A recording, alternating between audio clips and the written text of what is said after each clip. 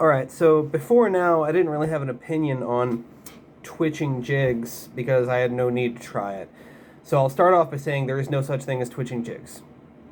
It's not a thing. It's jigging. It's the same thing we've used for all kinds of fish over the years, specifically bass in this particular sense. Now, I was using what you guys would consider a traditional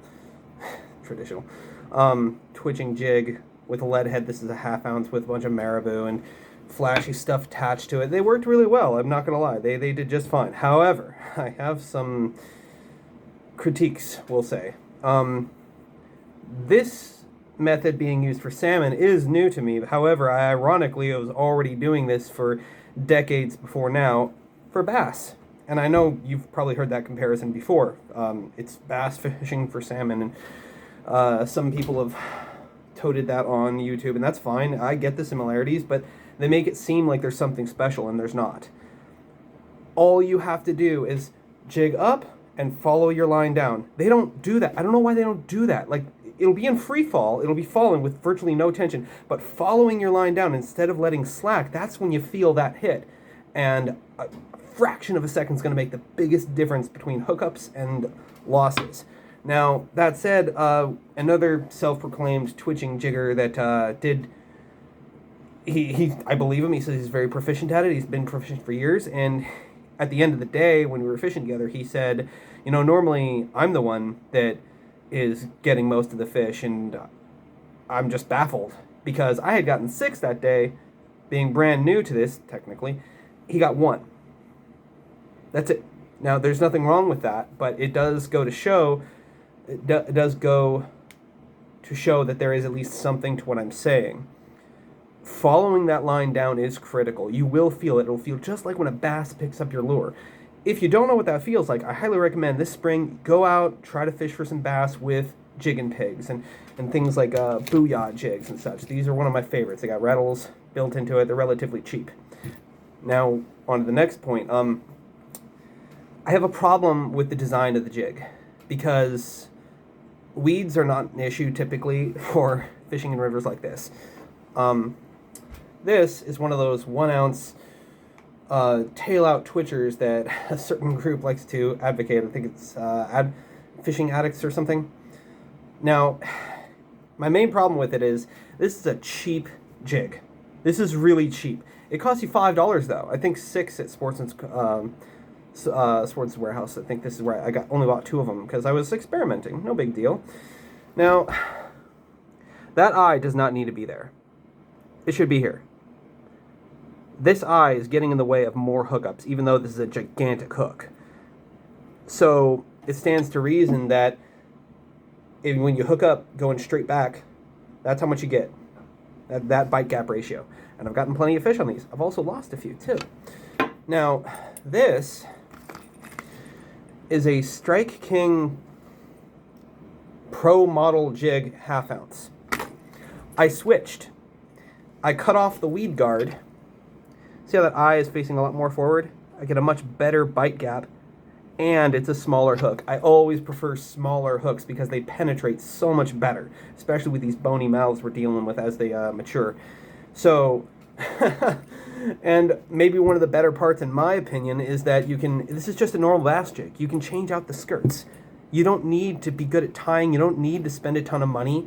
These work fantastic, if not quite a bit better than these traditional designs.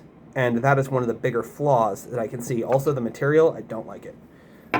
It doesn't flow nearly as well as maribou or anything like that. But the same thing applies here. I got fish on this particular jig as well. Same thing. The eye should be over here. There's no reason for it to be here.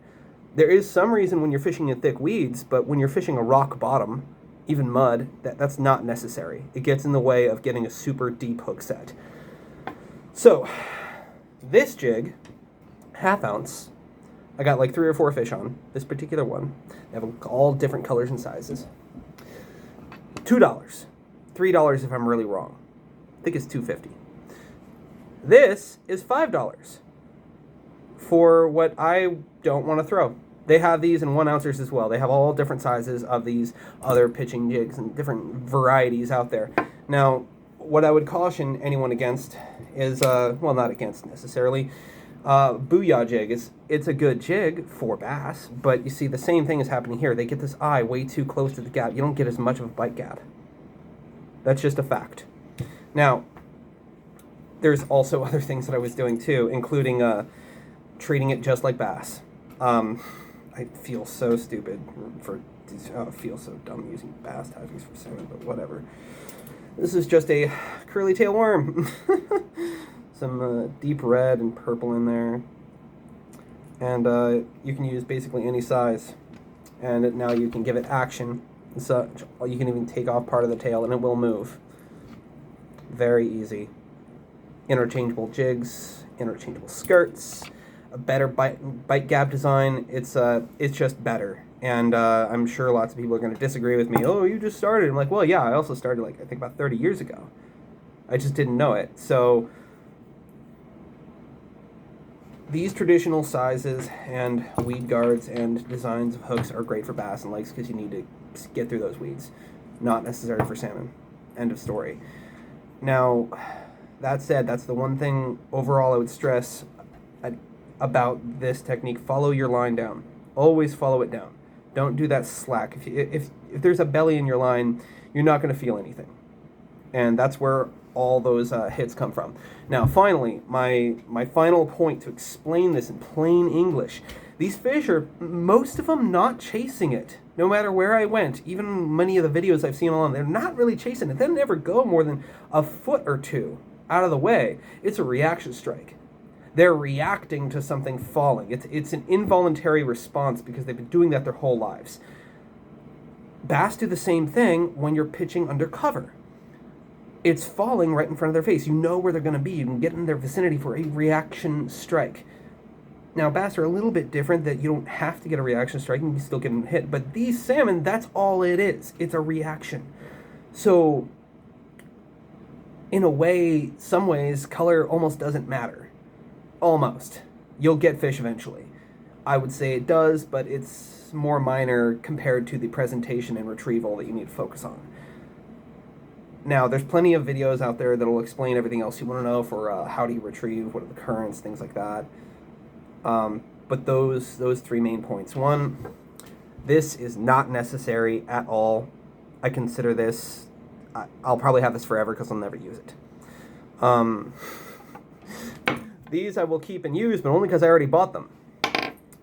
But from now on, I'm basically going to be spending no money getting more fish than the people around me using traditional techniques used for bass. Oh, and there's a little rattle on the back. On the back, not on the inside with the Booyah jigs. It doesn't interfere with the bite gap. Smaller hooks, penetrate deeper, and follow your line down and look for those reaction strikes. Look for you got to put it in their face, and it will work. Anyway, that's my 2 cents. I'm sure some people are not going to be happy about this. That's fine, because there's a lot of people that need to hear these types of things that either don't know it or never thought about it. Like me, never thought about this technique being applicable for me, but here I am.